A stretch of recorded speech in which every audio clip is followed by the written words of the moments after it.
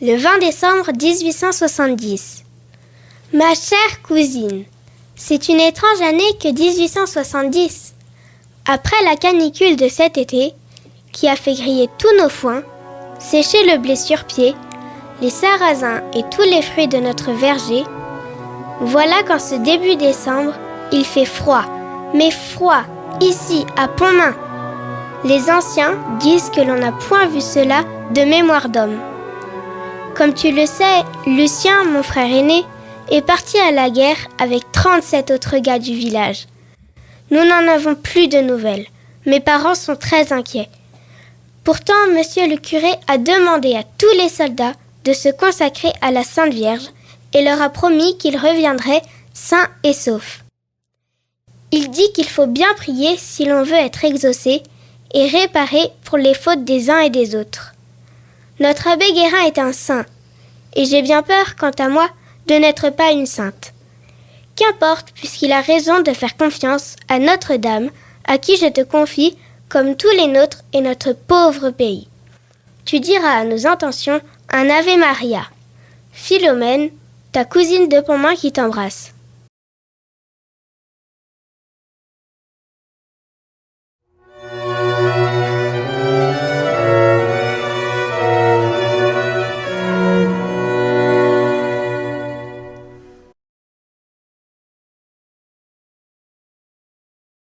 Laval, le 14 janvier 1871. Ma chère Philomène, à Laval aussi, il fait bien froid. Et le cœur n'est pas à échanger de vœux de bonne année. Nos soldats ont été battus au Mans avant-hier. J'espère que Lucien ne s'y trouvait pas. Quelle angoisse pour vous! On dit les Prussiens aux portes de la ville. Une fille de notre âge, partie chercher du lait au Guy d'Orgé hier, les a aperçus près d'Avenières où elle habite. Elle a reconnu les Uhlans, à leur casque à pointe. Tu penses qu'elle a eu peur. Il paraît que l'ennemi brûlera la ville si on ne lui donne pas 3 millions. Miséricorde, où les trouverions-nous? Tout à l'heure, plusieurs dames se sont rendues à l'évêché, demander à Monseigneur d'entériner le vœu de la population. Si les Prussiens n'entrent pas à Laval, chacun s'engage à payer pour reconstruire le clocher de la basilique d'Avenières, abattu par la tempête en 1701. Nous espérions beaucoup de cette promesse à Notre-Dame. Mais Monseigneur a dit qu'il n'entérinerait pas ce vœu. Que nous reste-t-il si Dieu lui-même se détourne de nous? Nous devons être bien coupables. J'ai promis de dire mon chapelet chaque jour jusqu'à la fin de la guerre. Je t'engage à en faire autant, afin d'obtenir le pardon du ciel. Ave Maria, ta cousine lavalloise Eugénie.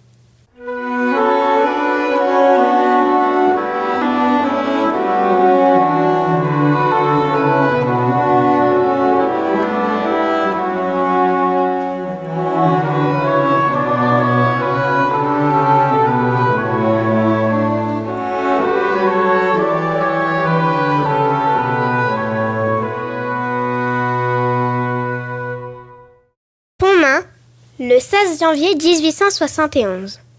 Ma pauvre Eugénie, que de malheur et de crainte! Ici aussi, les gens pensent que les Français ont lassé la patience du bon Dieu, si souvent offensés, et qu'ils ne nous écoutent plus.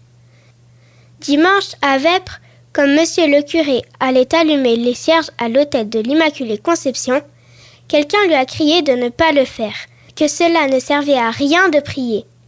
Notre pauvre abbé Guérin en était retourné. J'en avais peine pour lui. On dit que si les Prussiens prennent Laval, ils seront chez nous le lendemain. Chacun cache ce qu'il peut de crainte des pillages. Nous n'avons nulle nouvelle de Lucien, ni d'aucun des gars de Pontmain. Dis un Ave Maria pour eux, je t'en prie.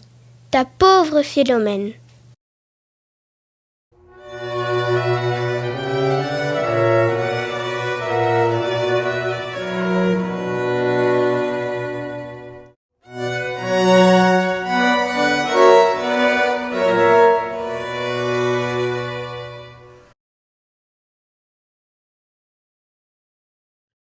Laval, le 19 janvier 1871. Ma chère Philomène, voilà bien la chose la plus étonnante qui soit. Les Prussiens, qui étaient à nos portes, sont partis sans explication. Laval est épargné, alors même que ce matin, le canon grondait et que nous attendions le bombardement et l'incendie. Finalement, Monseigneur a changé d'avis et a accepté que la population prononce le vœu à Notre-Dame d'Avenières. Tout le monde, ou presque, pense qu'elle a sauvé la ville de l'ennemi. Il faut te dire qu'il y avait, avant-hier soir au-dessus de Laval, une grande clarté, comme on n'en avait jamais vu. Certains disent que c'était un signe de la présence maternelle de Notre-Dame, qui nous a entendus et sauvés du danger. Ce n'est plus un chapelet, mais un rosaire entier que j'ai dit aujourd'hui pour la remercier. Vous n'avez plus rien à craindre à Pomain. Tant mieux. As-tu des nouvelles de ton frère ? Je dis une dizaine à son attention. Eugénie.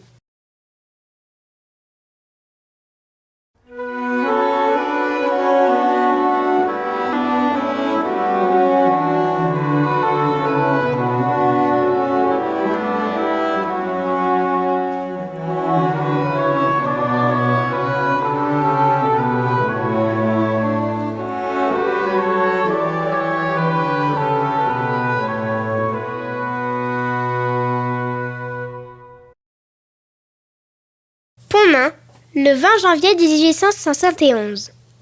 Ah, ma chère Eugénie, tu as bien raison de croire que la Sainte Vierge a eu pitié de nous.